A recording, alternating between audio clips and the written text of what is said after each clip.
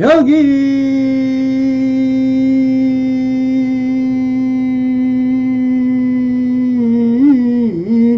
새겨나 그나 이 엄성구하면은 시는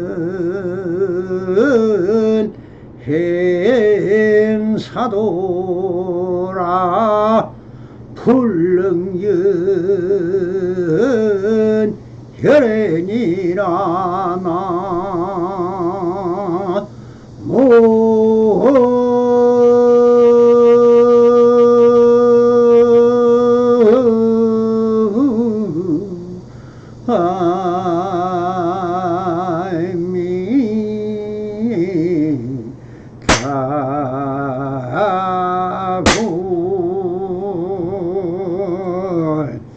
반갑습니다. 시방법계 평안하신 우리 불보살님배가 오늘도 이렇게 불불상응하옵니다. 평상심이 도입니다. 언제나 안심인명하셔서 본불본락하옵소서.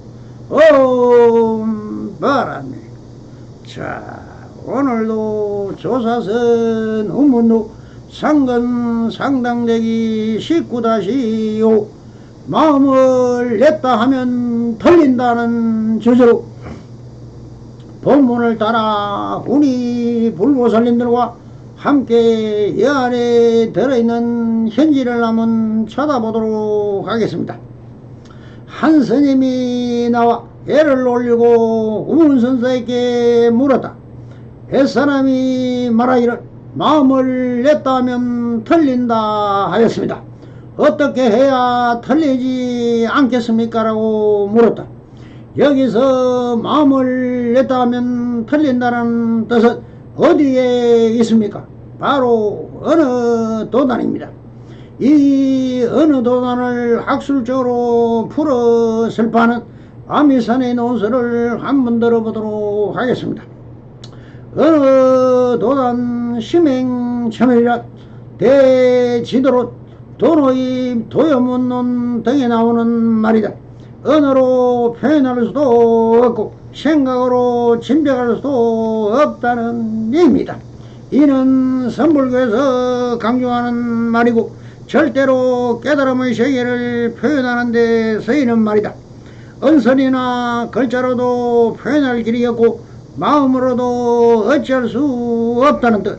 한마디로 언어의 효용가치가 사라졌다는 뜻입니다. 여러 대성경전과 논서에서는 제법 실상에 대한 다양하게 설하고 있는데 용수가 지은 대품 반야경의 주서서인 대지도론에서 제법 실상을 설명하는 가운데 어느 도단 심행첨이란 말이 나온다. 제법 실상은 불교의 근본 진리를 가리키는 용어의 하나로 법화사상을 철학적으로 압축한 말이고 대성불교를 일관하는 근본 사상이다. 제법이란 이 세상에 존재하는 모든 것을 말한다. 현상까지도 그리고 그 하나하나가 전부 최고의 경지를 내포하고 있다는 것. 제법 하나하나가 다 있을 자리에 있고 거기서 제 나름의 존재가치를 지니고 있다는 것이 제법 실상이다. 즉 우주 사이의 모든 존재와 사물은 있는 그대로 진실한 것, 가치 있는 것, 나름의 역할을 다하고 있는 것이라고 말이니 영기의 실상이 제법 실상으로 표현하는 것이다. 그래서 대지도론에서 말하기를 제법 실상이고 반야 바람이라고 했습니다. 그러한 제법 실상을 바로 알려면 보살의 지혜라야 한다.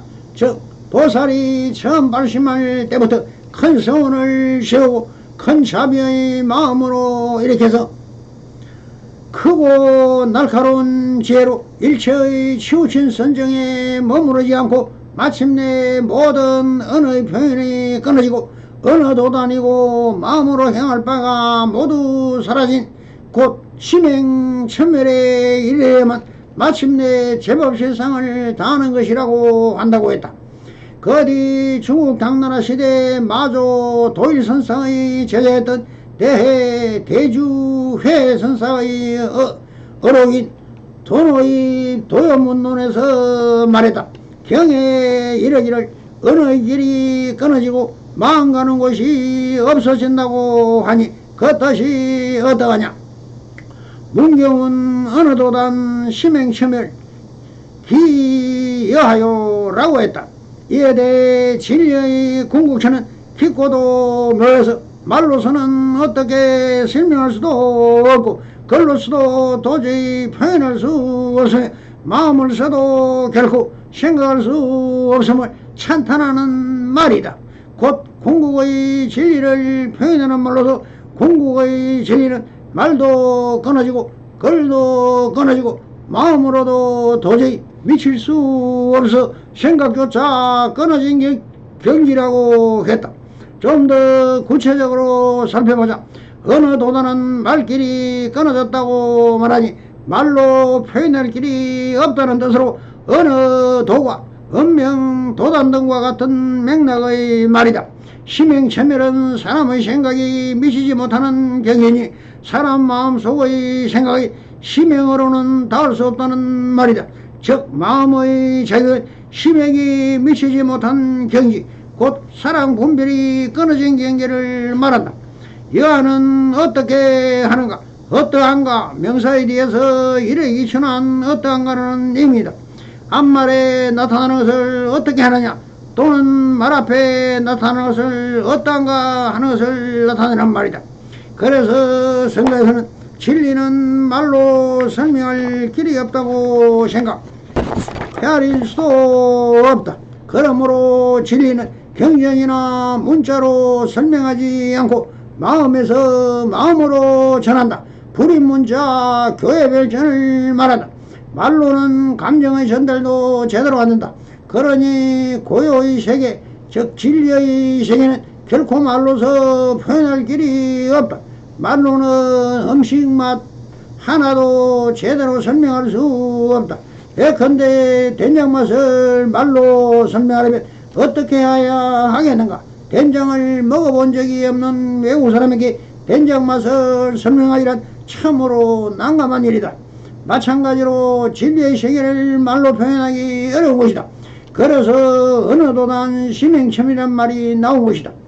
언어는 틀을 만들어 우리 생각을 그 틀에 가둔다. 언어화가 통찰력을 요구하는 문제 해결 능력을 마비시킬 수 있다는 사실을 이해해야 한다. 한글은 모든 소리와 모양, 우주 만물을 글자로 나타낼 수 있다고 했지만 사람이 어떤 이미지를 본 후 그 현상을 언어로 표현하려고 한다면 오히려 그 이미지에 대한 기억력이 흐려진다. 뇌에 각인된 모습을 적절한 단어로 표현하기 위해 애쓰다가 보면은 이미지가 흐려진다. 그래서 말로 표현하기가 어려운 것이다. 누구나 어떤 사람의 얼굴이나 꿈에서 본 풍경을 말로 표현하려고 하면 그 이미지는 선명한데 말로 제대로 표현할 길이 없을 때가 있다. 이것이 언어 능력의 한계이다. 언어로 표현할 수 있는 단어는 한정되어 있기 때문이다. 궁극의 진리는 언어의 한계밖이다. 그래서 언전 불급이란 말도 나오는 것이고 법을 전해서 이심전심이란 말이 생겨나며 불인문자 교회별지라는 것도 그의 연장선상에서 나온 말이다. 그러므로 스스로 깨달으라고 하는 것이고 체험을 통해 체득해야 한다고 하는 것이다. 성가에서는 곧바로 마음을 살펴 성불한다. 직진심 견성성불이라고 한다. 그런데 이에 대해 보통 사람은 말로 설명할 수 없으면 경전은 왜 있는가 하고 물을 수 있다. 그래서 현대 물리학은 불인문자 교회별전이나 이심전심 또는 직진심 견성성불과 같은 말에 대해서 설명할 길이 없지만 어느 도단 심행첨멸에 대해서는 설명할 수 있다. 이 말을 이해할 수 있는 좋은 예를 입자 파동의 이중성에서 찾을 수 있다. 두 개의 구멍에 뚫린 벽면에 전자선을 조이면 맞은편 벽면에 밝고 어두운 교차하는 간섭무늬가 나타난다. 입자는 간섭무늬를 만들지 못하므로 이것은 전자가 파동으로 행동한다는 뜻이다. 간섭무늬는 파동이 두 개의 구멍을 통과할 때만 나타나는 법이다. 구멍이 두 개 있다고 한 번은 하나의 구멍만을 통과하도록 전자선의 세기를 약하게 하면 어떻게 될까? 그래도 간섭무늬는 생긴다. 하나의 전자가 두 개의 구멍을 동시에 통과했다는 뜻이다. 어떻게 그럴 수 있는가? 하나의 전자가 둘로 쪼개져 각각의 조각을 구멍을 하나씩 통과하는가? 확인을 해보면 언제나 하나의 전자가 하나의 구멍을 통과한다. 전자 하나가 둘로 쪼개지는 법은 없다. 그런데 이렇게 확인하면 이번엔 간섭무늬가 사라진다. 어느 구멍을 통과하는가 확인하면 마치 자신이 입자로서 행동하나씩 발각되었으니 더 이상 파동의 형식을 할 수 없다는 듯이 전자는 더 이상 간섭무늬를 만들지 않는다. 같은 상황, 같은 시력, 장치에서도 어느 구멍도 통과하는 일을 관찰하면 입자처럼 관찰을 중단하면 전자는 다시 파동처럼 행동한다. 구멍을 10개 뚫어 놓으면 각자의 전자가 10개의 구멍을 동시에 통과하는 것처럼 행동한다. 그렇다면 전자가 해파리처럼 전 공간에 널리 퍼져 있어서 그렇게 행동한다고 생각해 볼 수 있다. 이중성을 처음 발명했을 때 실제로 물리학자들은 하나의 전자가 넓은 공간에 퍼져 있어서 그렇다고 생각했다. 그러나 관찰해보면 결코 그런 것이 아니다. 관찰하면 언제나 전자는 하나의 점과 같이 공간적 크기를 갖고 같지 않는 점 입자일 뿐이다. 그런데 이 입자가 어느 곳에 있는지 관찰하지 않으면 하나의 점의 동시에 여러 곳 열린 공간이라면 전 공간에 퍼져 있는 것처럼 행동한다. 하나의 입자일지라도 관찰하지 않으면 파동으로서 여러 곳에 동시에 존재한다. 관찰하면 어느 한 곳에 점입자로 나타난다는 것을 관측 결과이다. 이것을 과학이론이 아니다. 그냥 관찰 결과 다 그렇다는 것이다. 따라서 이것은 이해의 문제가 아니다. 그냥 그렇다고 받아들일 수밖에 없는 것이다. 이 현상은 이해하기 어렵다고 생각하는 사람이 많지만 그것은 자연히 내 뜻대로 행동하지 않고 마음에 들지 않는다고 말하는 것과 똑같다. 자연 현상, 즉 자연의 생계 모습에는 쉽고 어렵고가 없기 때문이다. 물리학자들은 이 파동을 실체가 없는 파동으로 해석하는 확률파와 파라 이름 짓고 이론을 정립한다. 이때 이 이론적 해석은 어렵다고 말해도 좋을 것이다. 삼남한상의 본질적으로 이렇게 행동하고 있다. 그래서 있는 그대로의 것은 본선성으로 어느 도단 심행청을 불임문자 교회별전이라고 하는 것이다. 즉 분리문자 은소 불급 말이나 글로서 법을 담아낼 수 없고 또한 추구할 수 없다는 길에 들어선 사람이라면 누구나 한 번쯤은 들어봤을 문구들이다. 그리고 한결같이 말과 글이 전부 비었다고 없다고만 한다면 과연 무엇으로서 깨달을 수 있겠는가?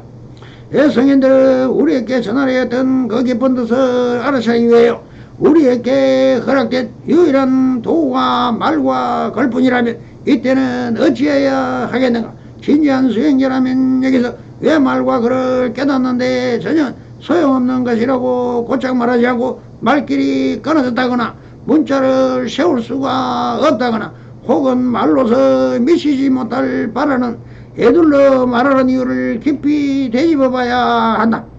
이 길에 들어서 길을 잃지 않으려면 우선 우리가 아무 생각 없이 쓰고 있는 말의 구조와 기능을 잘 살펴봐야 한다. 우리 범부 중생에서는 모든 말은 그 의미가 궁극적으로 이다 혹은 아니다로 끝난다. 이것은 다시 말하 이것 아니면 저것이라는 이분법적 선택 외에 다른 선택의 여지가 없다는 뜻이다. 그러나 태어나면서부터 이러한 풍속 속에 젖어 살아온 사람이라면 이런 이분법적 선택에 전혀 이상하거나 어색하지 않고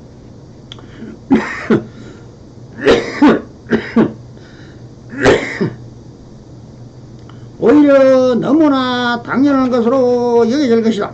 범부가 깨닫지 못하는 가장 큰 이유 중의 하나가 바로 여기에 있다. 진리는 본래 스스로 원만하고만 말은 그 자체가 이미 치우쳐있기 때문에 어떠한 방법으로도 말로는 그 온전한 진리 전체를 드러낼 방법이 없는 것이다.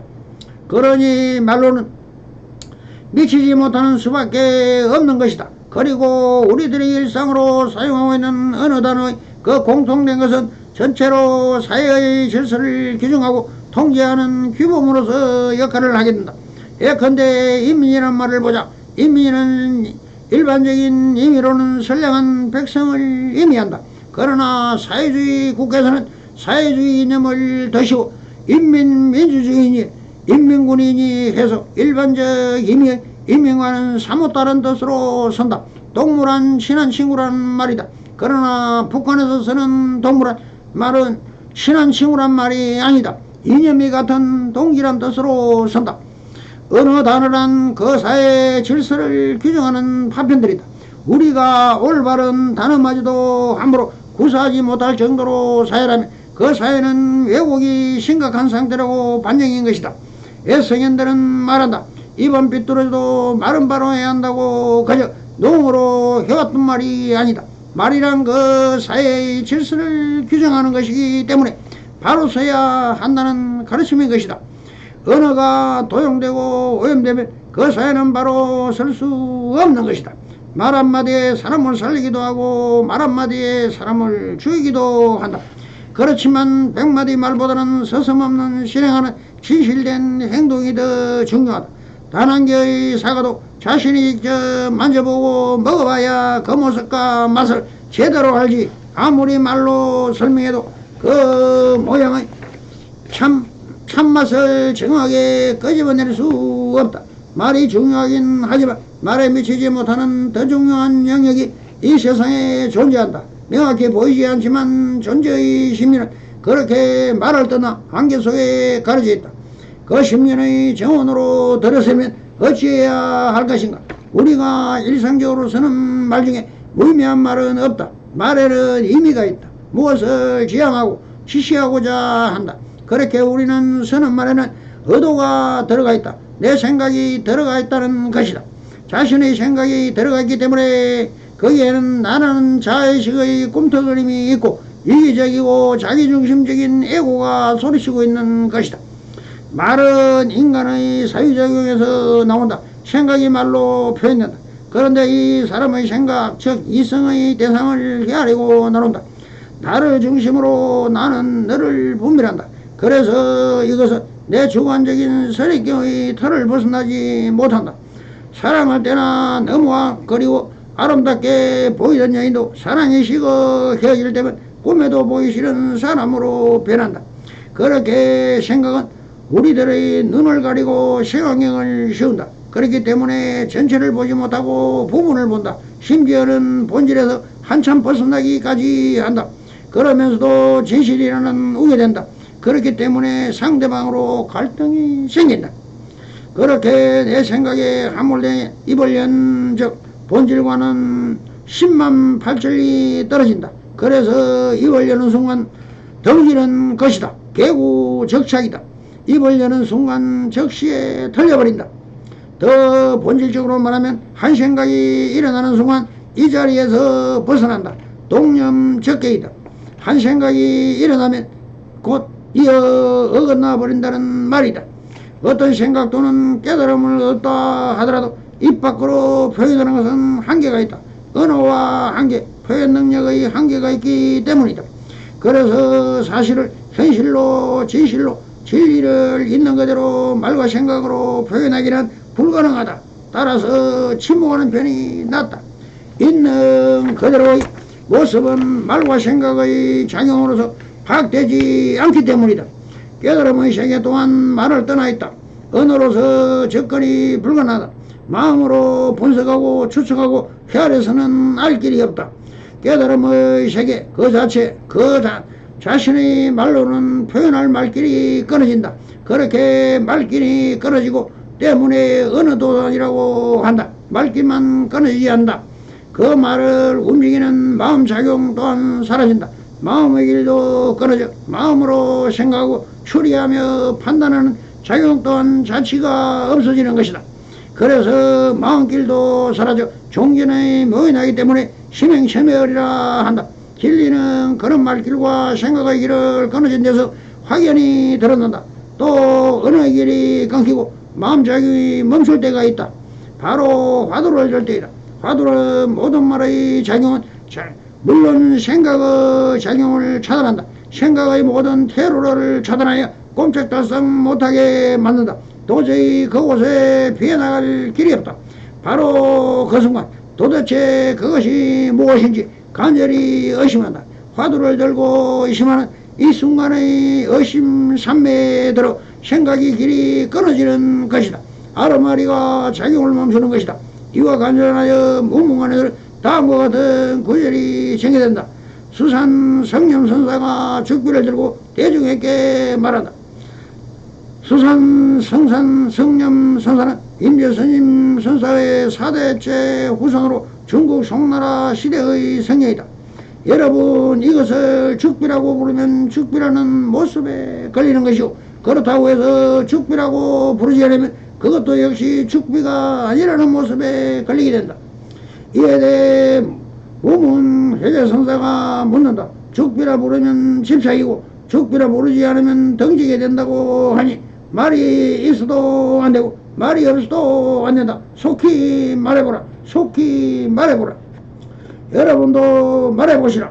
말하는 순간 벗어날 것이다. 무엇도 맞지 않는다. 그렇게 해서 생각의 작용이 끊어진다. 생각의 작용이 끊어지면 본래 부처의 모습이 드러난다. 청정한 우리들의 본래 모습이 있는 그대로 나타난다. 그래서 화두를 들게 되면 우리는 부처의 자리로 들어간다. 화두를 들고 앉아있는 그 순간 모든 말의 작용과 생각의 작용이 멈추기 때문에 본래 그 자리에 서 있게 되는 것이다. 본래 그 자리는 공의 자리요 무아의 자리며 무념의 자리며 부처의 자리다. 새가 날아가는 길을 조도로 한다. 새가 날아가는 길 자체가 없다. 가을 하늘에 날아가는 기러기의 자체가 보이지 않는다. 지나간 흔적조차 없다. 그렇게 그 길을 찾을 수 없다. 화두 역시 자취를 남기지 않는다. 진리 또한 생각과 말의 흔적이 없다. 그래서 성찬대사는 시신명에서 말했다.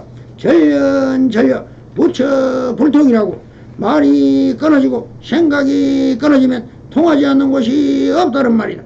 그리고 이 개성의 악구절에 다다다려 진불상응이다. 말이 많고 생각이 많으면 지극한 도와 더욱 상응하지 못한다는 말이다. 실제로 말이 많으면 진실과 거리가 멀어지는 법이다. 그래서 말이 많으면 쓸데없는 말이 없다고 한다. 말을 줄이고 잡스러운 생각을 걸으며 진실에 가까워진다고 했다. 말로서는 겨우 감정의 일로밖에 전달이 안 된다. 고요의 세계, 즉 진리의 세계는 결코 말로서는 표현할 길이 없다. 그래서 대주회선들은 어느 도단 심행천멸이라고 한 것이다. 언설이나 글자로서 표현할 길이 없고 마음으로서 어찌할 수 없다는 뜻이다. 그런데 말이 끊어지고 생각이 끊어진다는 것은 말을 하지 않고 생각을 하지 않는다는 뜻이 아니다. 마음의 이원성을 우리 안에서 사라져서 모든 헤아림이 멈추고 갈에서 택하는 분별과 몸짓이 정의함을 가르친다. 그때 우리는 비로소 진실에 가까워진다. 갈에서 선택하는 그런 마음, 그런 말을 끊을 때 진리와 통하지 않는 것이 없어진다는 말이더라고 하면서 이놓고 고사는 설파한다. 그러나 한 스님이 물은 마음을 냈다면 틀린다고 했다. 어떻게 해야 틀리지 않겠습니까?로 물은 이유를 이제 알아들었습니까? 그래서 이 무릎에 우문설은 이렇게 답을 하십니다. 큰 깃털은 손바닥보다 영영하다. 여기서 말씀하시는 큰 깃털은 무엇입니까? 제법 세상을 혼이 꿰뚫고 있는 선지식을 말하고 있으니 손바닥을 보듯 영영하다라고 하시듯 모든 제법 세상은 지금 여기 있는 그대로 일뿐임을 밝히고 있는 것입니다. 성불이년 매주소서 바랍니다. 감사합니다.